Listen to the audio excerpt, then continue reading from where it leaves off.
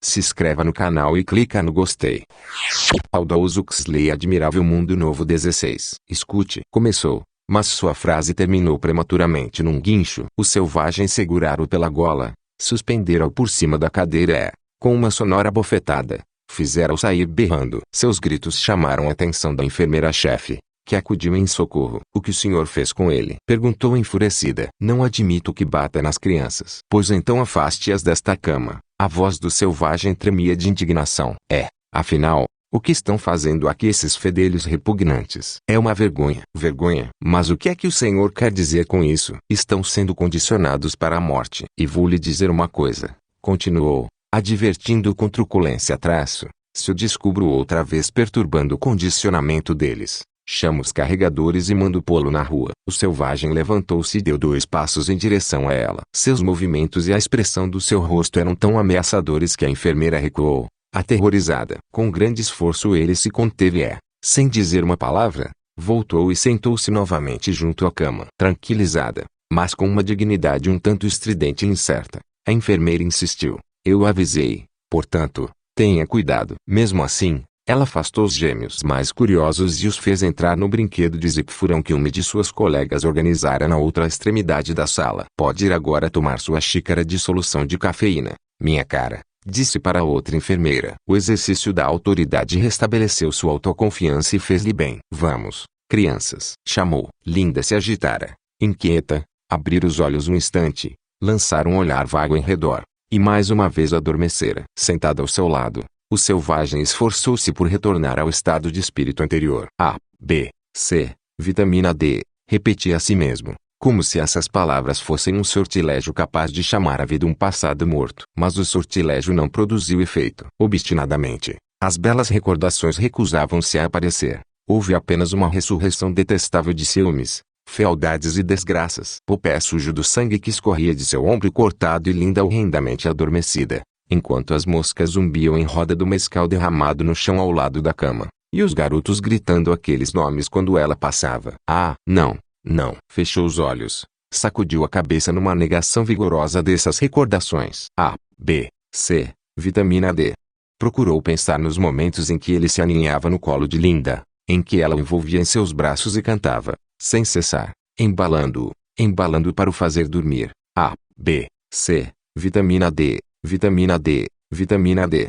A Supervox Urlitzeriana elevara-se num crescendo soluçante, e subitamente a verbena foi substituída, no aparelho de circulação de perfume, por um patchouli intenso. Linda agitou-se, acordou, olhou com espanto por alguns momentos os semifinalistas. Depois, erguendo o rosto, aspirou 1 ou 2 vezes o ar de perfume renovado e sorriu de repente, um sorriso de êxtase infantil. Popé, murmurou, e fechou os olhos. Oh, como gosto disto, como gosto. Suspirou e deixou-se cair novamente sobre os travesseiros. Mas, Linda, implorou o selvagem. Você não me conhece? Ele esforçara-se tanto, fizera tudo o que lhe era possível, porque ela não lhe permitia esquecer. Apertou quase violentamente a mão flácida, como se quisesse obrigá-la a deixar aquele sonho de prazeres ignóbeis, aquelas recordações vis e detestáveis, para voltar ao presente, à realidade, presente assustador e realidade espantosa, mas sublimes, carregados de significado, desesperadoramente importantes justamente por causa da iminência daquilo que os tornava tão aterradores. Você não me reconhece,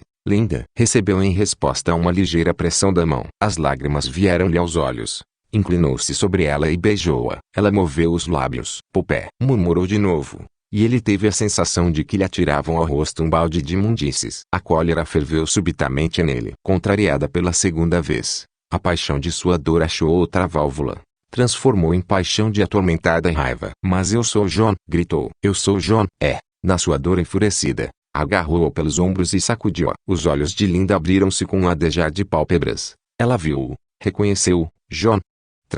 Mas situou o rosto real, as mãos reais e violentas, num mundo imaginário, entre os equivalentes interiores e pessoais do patchouli e do Super Wurlitzer. Entre as recordações transfiguradas e as sensações estranhamente transpostas que constituíam o universo de seu sonho. Ela o reconhecia como John, seu filho, mas imaginava-o como um intruso naquele mau país paradisíaco, onde passava sua fuga de Soma com Popé. Ele estava zangado porque ela amava Popé. Sacudia-o porque Popé estava ali na sua cama, como se houvesse algum mal nisso, Como se todas as pessoas civilizadas não fizessem o mesmo. Cada um pertence a... A voz de Linda esvaiu-se subitamente, até não ser mais que um crocitar ofegante, quase inaudível. Sua boca se abriu. Ela fez um esforço desesperado para encher os pulmões de ar, mas era como se não soubesse mais respirar. Tentou chamar, mas não emitiu som algum. Somente o terror dos olhos arregalados revelava o que ela estava sofrendo. Levou as mãos à garganta. Depois agitou-as como se tentasse agarrar avidamente o ar que não podia mais respirar, o ar que para ela cessara de existir. O selvagem estava de pé, inclinado sobre ela. O que é, Linda? O que é? Sua voz implorava. Dar-se-ia que ele lhe suplicava que o tranquilizasse. O olhar que ela lhe dirigiu estava carregado de terror indiscutível. De terror pareceu-lhe, de censura. Linda tentou soerguer-se, mas recaiu sobre os travesseiros. Tinha o rosto horrivelmente contorcido, os lábios azuis. O selvagem virou-se e correu para outra extremidade da sala. Depressa, depressa, gritou. Depressa. De pé no meio de uma roda de gêmeos que brincavam de zip-furã, a enfermeira-chefe voltou-se. A surpresa do primeiro instante foi quase imediatamente substituída por um gesto de reprovação. Não grite. Lembre-se das crianças, disse, franzindo as sobrancelhas. Poderia descondicioná-las. Mas que está fazendo? Ele romper a roda. Tenha cuidado. Um dos meninos berrava. Depressa. Depressa. Ele pegou a enfermeira pela manga e levou-a de arrasto. Depressa. Aconteceu alguma coisa. Eu a matei. Quando chegaram junto a Linda, ela estava morta. O selvagem permaneceu um momento de pé, mudo. Depois caiu de joelhos junto à cama cobrindo o rosto com as mãos. Soluçou perdidamente. A enfermeira estava sem saber o que fazer, olhando ora a figura ajoelhada ao pé da cama. Que exibição escandalosa! Ora, pobres crianças, os gêmeos que tinham interrompido o brinquedo de zip-furã do outro extremo da sala, olhavam embasbacados, com os olhos esbugalhados e as narinas abertas. A cena chocante que se desenrolava junto ao leito 20. Deveria falar-lhe, procurar despertar nele o senso de decoro, lembrar-lhe onde se achava, o prejuízo fatal que poderia causar àqueles pobres inocentes, destruindo assim todo o saudável condicionamento deles para a morte, com aquele repugnante alarido, como se a morte fosse uma coisa horrível, como se alguém tivesse tanta importância. Isso poderia dar-lhes as ideias mais desastrosas sobre o assunto, desorientá-los e fazê-los reagir de modo inteiramente errado, completamente antissocial. Deu um passo à frente e tocou-lhe no ombro. Não pode comportar-se de modo conveniente, disse em voz baixa e irritada. Mas, virando a cabeça, viu que uma meia dúzia de gêmeos já estava de pé e atravessava a sala. A roda se desintegrava. Mais um instante.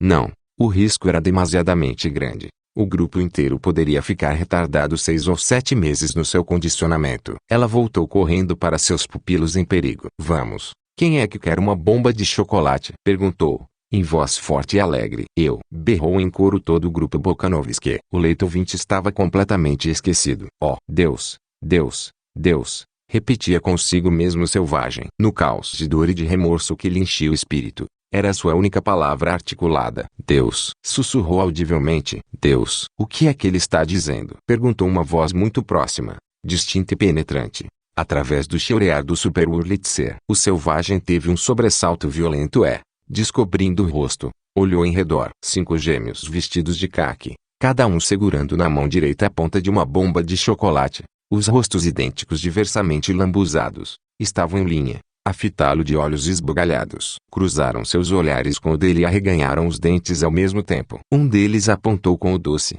Ela está morta? Perguntou. O selvagem encarou-o por um momento em silêncio. Depois, em silêncio, levantou-se. Em silêncio dirigiu-se lentamente para a porta. Ela está morta? Repetiu o gêmeo curioso, trotando a seu lado. O selvagem baixou os olhos para ele sempre mudo. Empurrou-o. O gêmeo caiu no chão e pôs-se logo a berrar. O selvagem nem sequer se virou. 15 O pessoal subalterno do hospital de Parklane para moribundos compunha-se de 162 deltas, divididos em 2 grupos Bokanovski, de 84 gêmeas ruivas e 78 gêmeos dolicocéfalos morenos, respectivamente. Às 6 horas, terminado seu dia de trabalho, reuniam-se no vestíbulo do hospital e recebiam do subecônomo assistente a sua ração de soma. Saindo do elevador, o selvagem irrompeu por entre eles. Mas seu espírito estava longe dali, com a morte, com a sua dor, com o seu remorso. Maquinalmente, sem ter consciência do que fazia, começou a abrir caminho, aos empurrões, através da multidão. Quem é você para empurrar assim? Onde pensa que está? 2 únicas vozes, uma aguda e outra grave, guincharam ou rosnaram, provenientes da multidão de gargantas distintas, multiplicadas indefinidamente como por uma série de espelhos. Duas fisionomias apenas, uma em forma de lua cheia picotada de sardas e cercada de uma auréola cor de laranja, a outra em forma de máscara de ave, fina e adunca, hirsuta, com barba de 2 dias. Voltaram-se para ele com raiva. Suas palavras e algumas cotoveladas vigorosas nas costelas conseguiram romper a crosta de alinhamento do selvagem. Ele despertou novamente para a realidade exterior, olhou em torno de si, reconheceu o que estava vendo, reconheceu, com uma desalentadora sensação de horror e repugnância, o delírio incessantemente renovado de seus dias e suas noites, o pesadelo depolulante e mesmice indistinguível. Gêmeos, como gusanos, tinham vindo em enxames macular o mistério da morte de Linda. Gusanos ainda, porém maiores, completamente adultos, rastejavam agora sobre sua dor e seu arrependimento. Estacou, circunvagou os olhos aturdidos e horrorizados pela multidão vestida de caque no meio da qual se achava, com sua cabeça sobressaindo acima dela, como há que seres encantadores. As palavras cantantes vergastaram-no com seu sarcasmo. Como é bela a humanidade! Ó, admirável mundo novo! Ponto de exclamação. Distribuição de soma. Gritou uma voz forte. Em boa ordem.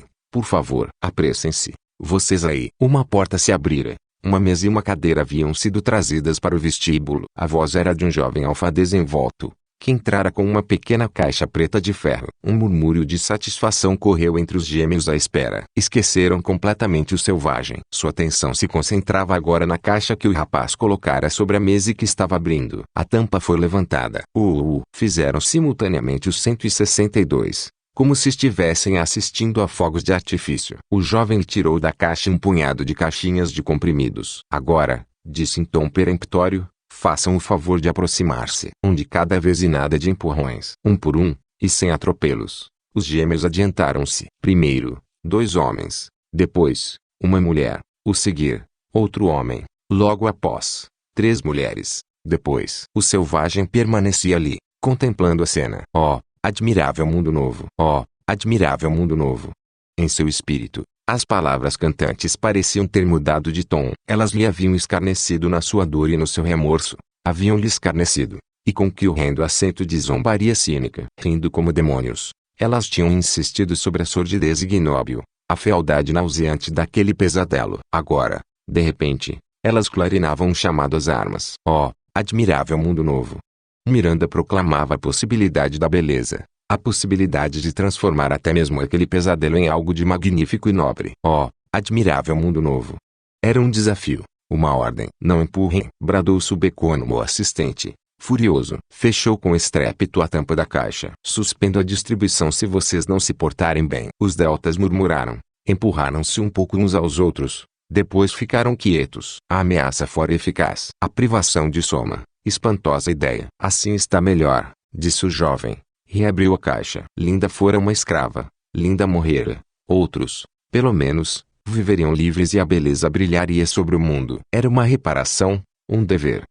Subitamente, o selvagem viu com uma clareza cristalina o que tinha a fazer. Foi como se tivessem aberto uma janela, como se tivessem afastado uma cortina. Vamos, disse o subecônomo. Outra mulher de caque adiantou-se. Parem, gritou o selvagem, com voz retumbante. Parem. Abriu caminho até a mesa. Os deltas fitaram-no com assombro. Ford, disse o subecônomo assistente, a meia voz. É o selvagem. Estava assustado. Ouçam-me, suplico-lhes, bradou o selvagem com ardor. Emprestem-me seus ouvidos. 31. Nunca falara em público, e tinha muita dificuldade em expressar o que queria dizer. Não tomem essa droga horrível. É veneno. É veneno. Escute, senhor selvagem, disse o subecônomo assistente, com um sorriso conciliador. Não se importaria de deixar que eu... Veneno para a alma, assim como para o corpo. Eu sei, mas deixe-me continuar minha distribuição. Sim, seja camarada, com a doçura cautelosa de quem acaricia um animal sabidamente mau. Ele deu umas palmadinhas no braço do selvagem. Deixe-me. Nunca, bradou o selvagem. Mas olhe aqui, meu amigo. Jogue fora tudo isso. Esse horrível veneno. As palavras jogue fora conseguiram penetrar as camadas envolventes de incompreensão e chegar ao âmago da mente dos deltas. Um murmúrio irado elevou-se do seio da multidão. Venho trazer-lhes a liberdade, disse o selvagem, voltando-se para os gêmeos. Venho. O subecônomo assistente não ouviu mais nada. Tinha se esgueirado para fora do vestíbulo e estava procurando um número no guia telefônico. Não está no apartamento dele, resumiu Bernard. Não está no meu, nem no seu, tampouco no Afroditeu, no centro ou no colégio. Onde terá se metido? Helmholtz deu de ombros. Tinham vindo do trabalho pensando encontrar o selvagem à sua espera em um ou outro de seus pontos de encontro habituais, mas em parte alguma haviam encontrado vestígios dele. Era uma contrariedade, pois pretendiam fazer uma visita a Biarritz no esporticóptero de 4 lugares de Helmholtz. Iam chegar atrasados para o jantar, se ele tardasse. Vamos conceder mais 5 minutos a ele, disse Helmholtz. Se até então não tiver aparecido, nós. A campainha do telefone interrompeu-o. Ele pegou o fone. Alô? Sim, é ele mesmo. É. Depois de um longo intervalo de escuta, Ford dos Calhambeques blasfemou. Irei agora mesmo. Que é? Perguntou Bernard. Uma camarada que eu conheço no hospital de Park-Lane, respondeu Helmholtz. É lá que está o selvagem. Parece que enlouqueceu. Em todo caso, é urgente. Quer vir comigo? Precipitaram-se corredor afora, em direção aos elevadores. Mas vocês gostam de ser escravos, dizia o selvagem quando eles entraram no hospital. Seu rosto estava rubro, seus olhos chamejavam de ardor e indignação. Gostam de ser bebês? Sim, bebês, choramingas e babões, acrescentou,